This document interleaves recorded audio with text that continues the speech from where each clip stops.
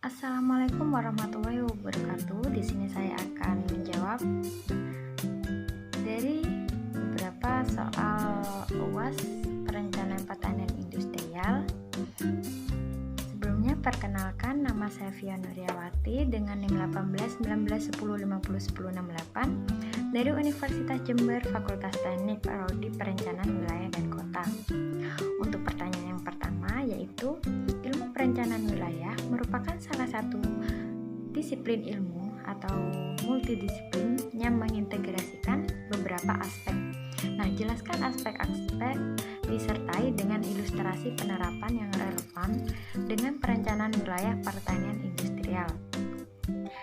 Menurut saya, ada beberapa aspek yang dimaksud ada 3, yaitu aspek ekonomi, sosial, dan lingkungan.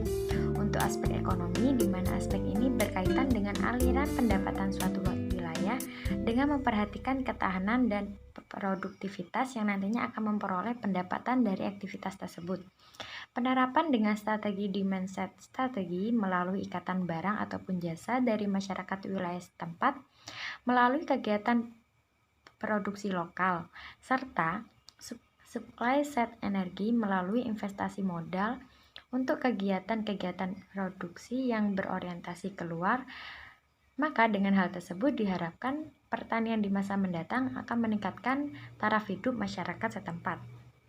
Untuk aspek sosial, di mana aspek ini berkaitan dengan perencanaan pertanian yang berkelanjutan, di mana untuk membentuk masyarakat yang mampu mencapai kesetaraan dengan meningkatkan perilaku masyarakat melalui prinsip pengetahuan dalam bidang pertanian.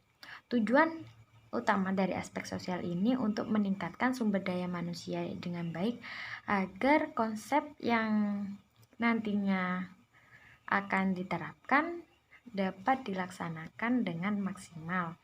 Untuk aspek lingkungan sendiri, tentunya aspek ini berkaitan dengan bagaimana dalam segi lingkungan dapat memelihara sumber daya alam dengan stabil untuk menghindari eksploitasi sumber daya alam yang nantinya dapat merusak keanekaragaman hayati.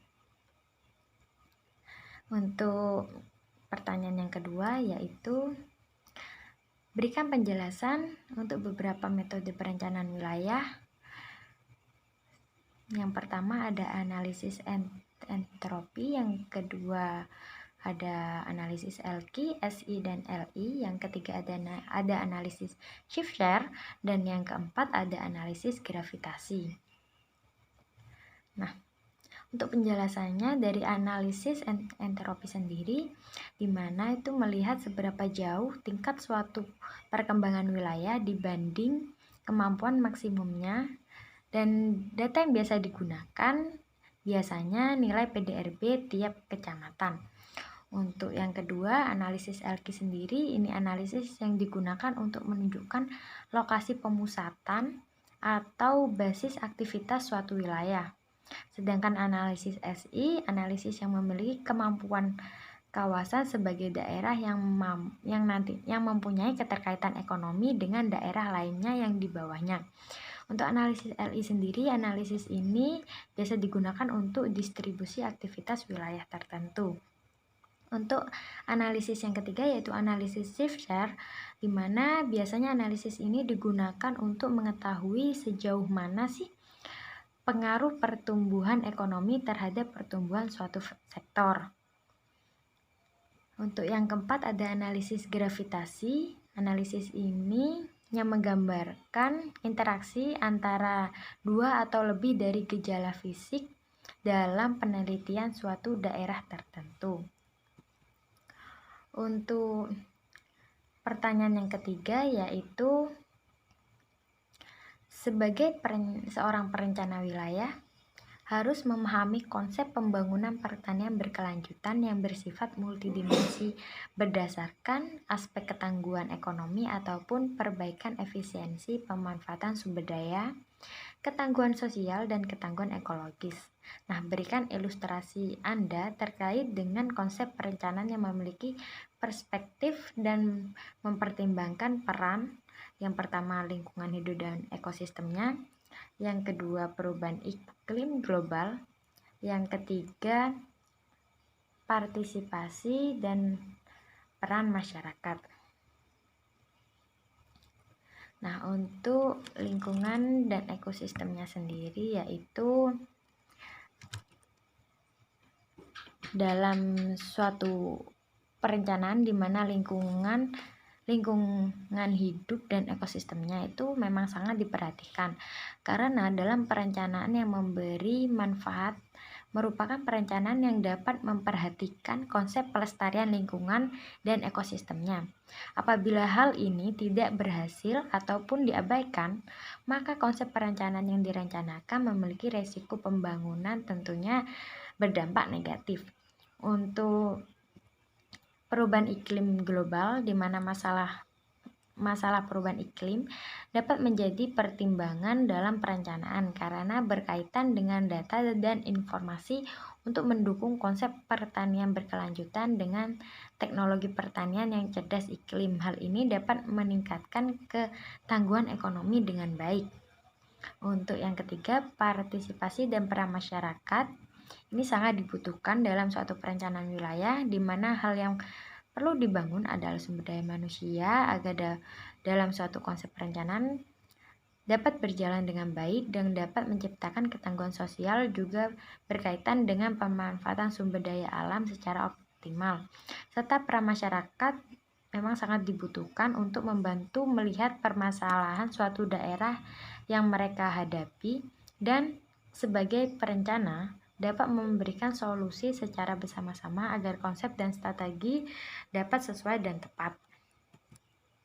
Untuk pertanyaan yang keempat, dalam hierarki dokumen perencanaan tata ruang terdapat RT/RW, RDTR, RTBL, serta RTR kawasan. Jelaskan keterkaitan masing-masing dokumen rencana tersebut dan keterkaitannya dengan pertanian industrial. Nah, untuk hubungannya dengan RT/RW,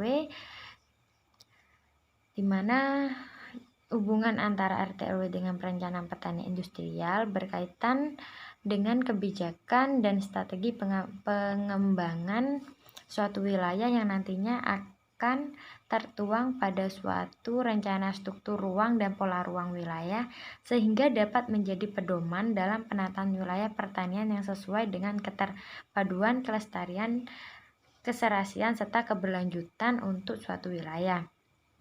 Sedangkan hubungannya dengan RDTR berkaitan dengan penentuan zonasi seperti peruntukan wilayah zonasi pertanian yang nantinya penanganannya akan menjadi suatu prioritas. Untuk hubungannya dengan RTBL dapat menjadi dokumen pengendalian pembangunan dalam penyelenggaraan penataan bangunan dan lingkungan suatu kawasan agar dapat memenuhi kriteria perencanaan tata bangunan dan lingkungan yang berkelanjutan. Nah, sekian jawaban yang saya berikan, semoga bermanfaat. Wassalamualaikum warahmatullahi wabarakatuh.